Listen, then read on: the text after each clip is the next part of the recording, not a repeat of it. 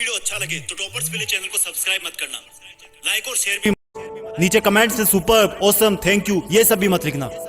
अगर कर सको तो अपने अंदर आज एक आग जरूर पैदा कर लेना, जो तब भी जलती रहेगी जब तुम्हारी जिंदगी बुझने के कगार पर खड़ी होगी।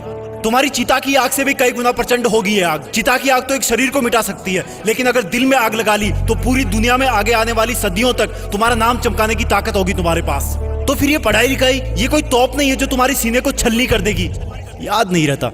तुम्हें लगता है ये सामने रखी 10 किताबें तुम्हारी दुश्मन है। अगर नसीब से तुम्हारे पिताजी फौजी हैं तो पूछना कि जब सामने 10 दुश्मन हो तो उनका मुकाबला कैसे किया जाता है। अंतिम सांस तक लड़ करके, अपनी माँ का कर्जा खून से चुका करके, क्या तुम अपने माँ बाप के लिए उनको हर टाइम पढ़ते रहने का झूठा दिलासा देना बंद कर सकते हो? प्लीज। तुम्हें लगता है कि दिमाग से पढ़ना चाहिए, लेकिन दिमाग तब तक नहीं जागता जब तक दिल नहीं करता। कभी पढ़ते पढ़ते रोना आया तुम्हें?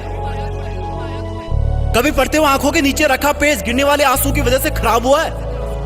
कभी इमोशनल होने के बाद सिर्फ ये ख्याल आया कि मुझे अब दुनिया से कोई मतलब नहीं है और बस मुझे पढ़ाई करना है? अगर दुनिया में सबसे मुश्किल और रिस्की काम है तो वो है अपने बच्चों की अच्छी लाइफ के सपनों के लिए खुद के सपने छोड़ देना, क्योंकि पेरेंट्स को नहीं पता होता है कि उनके बच्चे उतनी मेहनत नहीं कर रहे होते जितना उनको लगता है।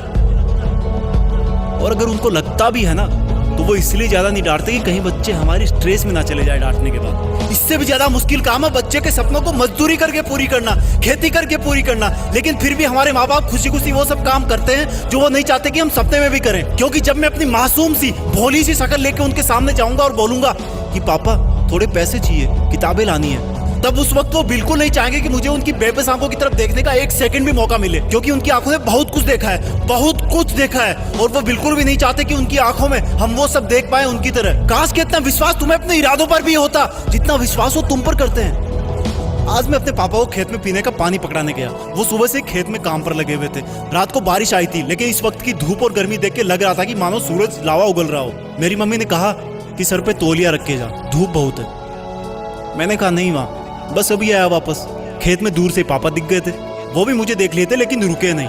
दूर से मुझे ज्यादा कुछ नहीं दिखा, लेकिन पास जाने में पाया कि वो पसीने में पूरी तरह से भीगे हुए थे और उनके सिर पे रखा सफेद तौलिया भी पसीने और मिट्टी से मटमेला हो गया था।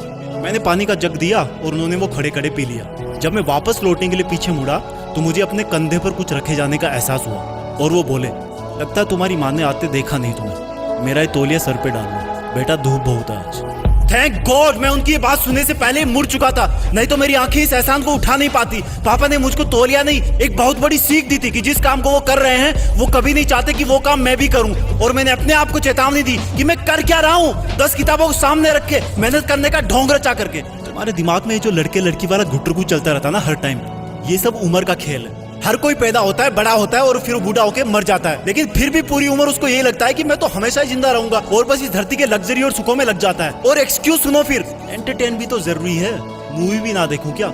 अबे गधे, अपने सामने के रियल लाइफ कैरेक्टर्स को तो तू देख नहीं पा रहा जो तेरी खुशी के लिए दिन रात मेहनत करते हैं, एक सेकंड भी नहीं रुकते। तेरे माँ बाप की बात कर रहा हूँ और तुझे मूवी देख के मोटिवेशन मिलता है? असली मोटिवेशन ना बेटा खुद की तकलीफ और दर्द से आता है, खुद के आंसुओं से आता है। जब दिल में एक जलन होती है, बहुत बड़ा पागलपन होता है, एक जिद होती है कि साला मरते दम तक भी मेहनत करना नहीं छोड़ूंगा।